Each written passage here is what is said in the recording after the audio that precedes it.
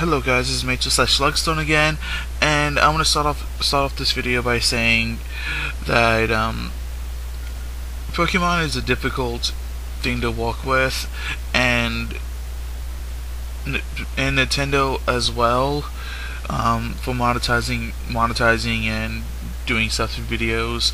So if you would like to check out some of my other videos, I strongly recommend it. But let's go ahead and get started for while you're here. So this is the Pokemon Dreamworld. I recorded this video on the last hour the Pokemon Dreamworld was available ever.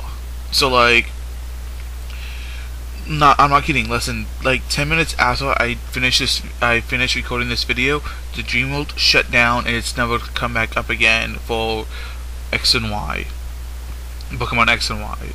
No, I mean Black and White. Yeah. Anyway, so what I'm doing here is I'm just trying to get all those berries out. Most of the berries you're gonna get in Dreamworld will be all available through mutations and strange other things you can do in X and Y. But the berries are not available are the Poffin and Pokeblock berries, which are now just called high price berries. So those are the ones you're not gonna be able to find. I guess you can pull them out of Diamond and Pearl and also Gen 3 by just transferring Pokemon up and whatnot through the gens. But this is the Pokemon Dreamworld, and it was really something special when it came out. I mean, it was a lot of people saw it as a hassle. I mean, you're playing Pokemon, you're metagaming, you're breaking the game as much as possible, and just trying to get some kind of unfair advantage over your opponents. Well, it's not unfair. I mean, they had a chance too, but you want to go a step beyond them, and the Pokemon Dreamworld was the way to do it. You had access to gave you access to hidden abilities originally. I mean, now in X and Y you have like the Friend Safari, which is amazing, and most of the Pokemon in the Dreamworld are available in the Friend Safari anyway. There's a few Pokemon that are not, and those are the Pokemon you really want to get out of the Dreamworld. I did the Dreamworld a ton. I pretty much was pushing above the score of like, it was like I had everything maxed out. Like pretty much when I got back on the Dreamworld for this video, I was getting like, we've upgraded this, and because you got more points. So like in Dreamworld you would accumulate points, and it would give you access to new Pokemon popping in the Dream routes. Right there I'm checking Cerebi, the berry mutations, to see which of these berries are all available in X and Y, or even possible to get in X and Y. Just going through. So I want to get all the berries I can out of the Dreamworld that you can't get any other way. So that's what I'm doing right there. And anyway, but as I was saying, what was I saying? So most of the Pokemon are available in the Friend Safari, and I did the Dreamworld a lot. So when new features would come out on the Dreamworld, when they did, I would unlock them immediately. I had all the Pokemon unlocked on the routes, because in the routes you went on in the Dreamworld, the areas, I mean, you had your basic Pokemon, but then you had like you had to unlock more Pokemon by how many points you've gotten. And by the end, I mean, I had a ton. I mean, by the time I just got tired of the Dreamworld, it was an internet issue with my wireless at home. It was a big fuss. That's why I just stopped doing it. But by the time I got done doing the Dreamworld, I had so many points that even coming back, I got unlocked. I had like 2 upgrades waiting for me, and it was. And yeah, so in the Pokemon Dreamworld, it was awesome. I guess. I mean, you had 1 hour to gather as much loot as you can off of this website and get it back to your game. I mean, yes, you had longer than an hour once you do it to get back to your game, but you had exactly 1 hour, no more than 1 hour, to get as many berries, as many, like, to find the best Pokemon you can while running through the Island of Dreams or whatever it's called, and you just rushed. And so I'm gonna talk about some of the things that you do in the Dream World. And I speeded up the video on this because it was a 45-minute long video before, and I don't think I can say 45 minutes of stuff about the Dream World. 20 minutes, yeah, I can possibly do that. So doing a 20-minute video, me monologuing. I recorded the Dream World footage before, just how it is. And so I'm going back and doing the audio now. I think, to me, it just made more sense that way. So the routes you would get is so at the start you had one default cave, and that was Pleasant Forest, and you had some you had some really good Pokemon in there. One Pokemon I never managed to pull out of the Pleasant Forest was the Dreamworld Poliwag, to get the Drizzle ability, Politoed. So I never got that, but you know, that's now available via Friend Safari. It's available via Friend Safari now, and I have friends who have it, and so I've gotten it since then. But that was the first and only zone available when you first started, and you had to unlock the next areas. Next area you would unlock is Windswept Sky at 2,500 dream points, and you have to have at least 4 badges. So you would do like tons and tons of these mini games just to get these points up, and basically just trying to see available which Pokemon to get. And even in the zones, I mean, you had Pokemon that will only appear after you got 10,000 points in the Pleasant Forest. So it was, I mean, even that was crazy. You get in Windswept Sky, it's the same way. Those Pokemon that you had to get tons of points in order to get like Tropius, Skarmory, Moga. No, not a Moga. That one's 5,000. But Skarmory, Tropius, Driploom, and Chatot. You had to get 7,500 points at least before you would unlock all those. I mean, you had like Gligar in there, so that's where you got your awesome Gliscor and whatnot. But you had Aerodactyl in there, and I mean, these are good Pokemon, and you don't have them. You really don't have them available anymore. Some of them, you have a lot of them in Dream Safari, but some of them you don't. What's another one is so you have Sparkling Sea, which was available at launch, but was not available until you got 5,000 dream points anyway in all 8 badges. So that's when you had that. And then even then, like, I unlocked those 3 really fast, and at that point, I mean, after digging around and not finding any new Pokemon, and seeing all the Pokemon available and getting what I wanted, that's when I kind of stopped.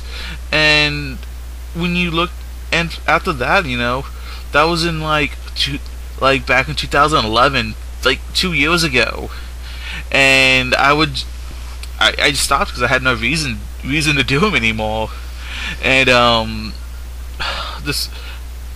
so that was why. And then they started releasing other routes, because even if you were like me, staying ahead of everyone else with the dream points, you I mean, you had nothing to do, but you had like Spooky Mantle. You like later on they just released these as defaults, so when you just load it up, you have access to Spooky Mantle, Rugged Mountain, and Icy Cave. I kind of like I was still doing the Dreamworld back when you had Spooky Mantle, but by the time it got around to Rugged Mountain, and Icy Cave, I was already out. Like I lost interest in it, and I mean, Rugged Mountain and Icy Cave had some pretty interesting Pokemon in them that I wanted to get, and you know the last one they added was a Dream Park, and gave you access to even more Pokemon. So you know I want to go ahead and look at Rugged Mountain now. You had Slugma with the weak armor. I mean Slugma's a fun one, but it's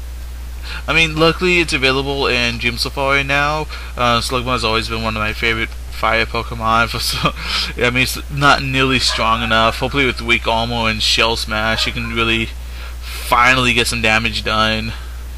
Actually, I want to talk about Dream Park because that's the one we're looking at right now.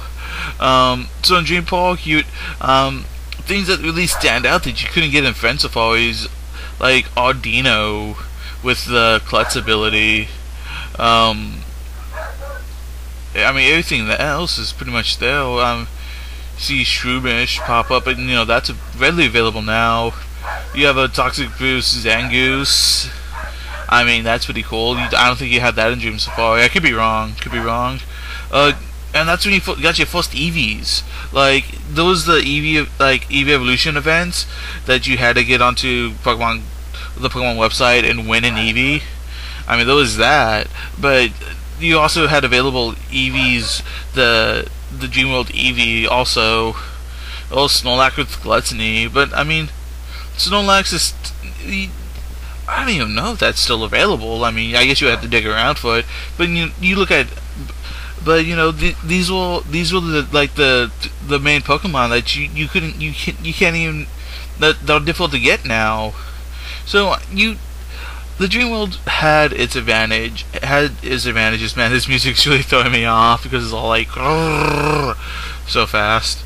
But so in this one, you're trying to find the Pokemon that's missing, and I figured out the trick was to go through it and wait till you have a flashing spot because that's the item the Pokemon had dropped. And it's always within like 1 or 2 spaces around it, and whatnot. So that was a good strategy to find the Pokemon more quickly. I mean, the timer stopped when you ran into a Pokemon that wasn't a Pokemon, but you only had 1 hour for the Dream World, so you had to go in and really take advantage of that hour. You couldn't stop with 5 seconds every time you clicked on the wrong Pokemon when you're doing the searches.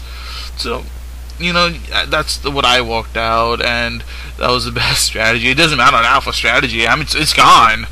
It's gone. You're not gonna get it again, and it's just tough. So let's go and get back to talking about Rugged Mountain. On Rugged Mountain, you had Rhyhorn. I mean, Rhyhorn's pretty fun. It had the ability Reckless. Not super impressive. I mean, I think it increases. Oh no, that's the recoil damage. Oh yeah. So that's pretty fun. I mean, the 2-head head smash is inaccurate, but it was an interesting Pokemon to get in there. You look at it. You had Sandfall's Hippopotas. Now, not so much important because if you just want to Hippopotas out there without Sandstorm, you just wait 5 turns. I mean, 5 turns is a long time to wait, but Hippowdon is a bulky Pokemon. It can wall out anyway. But just looking around. I mean, you had the Beldum, however you want to call it, the Psychic Steel type. Now was available. You had Tyrogue available. Now that Tyrogue was fun because you can get the Tyrogue and like the hidden ability for Hitmonlee is Unburden, and that was really great because you're like, I want to give you a normal gem fake out and then like do massive fast kicks at people, and because you got unboarded, and it was great. You had Angle Point Crocodile, Sheer Force Bagon. Oh, because that gets you the Moxie Salmans. And you had Riolu with Prankster in there. Riolu Prankster, just Riolu with the Prankster ability. There's some funny stuff that you can do, and that's game breaking. So yeah. And then you had Mankey in there. I love Mankey. Mankey is like my favorite fighting type Pokemon. It really is. It just lost a lot of, flair and whatnot. It just gets overshadowed, but it has this great rounded moveset, and just, I mean, it's a fluffball Pokemon. It's a freaking fluffball Pokemon. You don't get too many of those nowadays. This is a round Pokemon with like arms and legs popping out the side. Primeape, oh, heck yeah. And anyway, so I want to talk about the game. I'm not done talking about Rugged Mountain, and and then there's always the. I'm done talking about Rugged Mountain. So I want to talk about this game I'm playing. I think it's called Brave or something. And the goal is to get your opponent to blow out the last candle, but you have to keep in mind it's especially just go as fast as you can, because for each candle you blow out, you get like 70 points anyway. Except for the blue candles, which make you lose a lot of points. But even then, it's good to lose points in order to make your opponent lose. And it's always bad to click on the have to pick up the last candle, and it's the blue candle. That's like the worst, because you didn't get the multiplier from the star, nor did you get the and also you lost points off of it too. So it's always good to try to get your opponent to pick it up and avoid picking it up yourself. And so I mean, this is one of my favorite games, and it came out in Spooky Manor, so like you had to wait for it. Other fun game, I'll tell you the other fun game I really loved when we get to it. I don't think we missed it or anything, so I'll have to get back to it. So then you got Icy Cave, and like this is one of them I didn't really get much time to do. We have Sandwich Sandshrew, so Sandshrew is nice and fast, but it's low power. It's definitely underused. If you like doing underused stuff, I guess that ability on the Sandshrew is pretty awesome. See, you had anything that really stands out. Oh, Snowball with soundproofs, so you don't have the snow warning. I mean, that's pretty awesome. So the A-bomb snow without it, so you don't have to get locked into the ice. You just looking around. You had access to a lot of stuff. See, what was it? I was trying to find another one. You had a Dunsparce, whatever. Pokemon that seriously needs an evolution. So you have Gibble, Axew, Swinub with Thick Fat. That's pretty good. It's already ground ice type, so you can survive Sandstorm or Hail. You can give it Thick Fat. And like, yeah, I'm not gonna take any fire damage. Just gets rid of that immunity, takes care of that weakness altogether. So in this game, I have no clue how to play it, but it just looks like it's pretty fun. I mean, I would like to play that game more, but I was running out of time at this point. I knew it, and I was just trying to get as much done as possible. Like, I was trying to do it again, but I ended up like failing horribly twice, and I just eventually took a bad score. I mean, in the Dreamworld, your score doesn't really matter too much. Yeah, so, yeah, just, splash down like that. So the Dreamworld was there, and it was something to do, and it was a unique Pokemon thing. The reason I didn't play the game with the Heracross is I know it's a Friend Safari now, so I was like, I get it out of Friend Safari. Dreamworld, one thing they did have is they had, pretty much there were Move Tutor moves at this point, or they used to be Move Tutor moves, and they gave them to the Dreamworld. Kind of a letdown, but at the same time, it was still, you still have like oddball movesets out on it. See, this is Icy Cave, and I was like, Pokemon, that's an offensive Safari. Water Gem, I'm taking back berries. I can get gems out of caves in my X and Y's and whatnot. So I'm just trying to find Pokemon you can't pull out of it. I should have taken that Shelgon.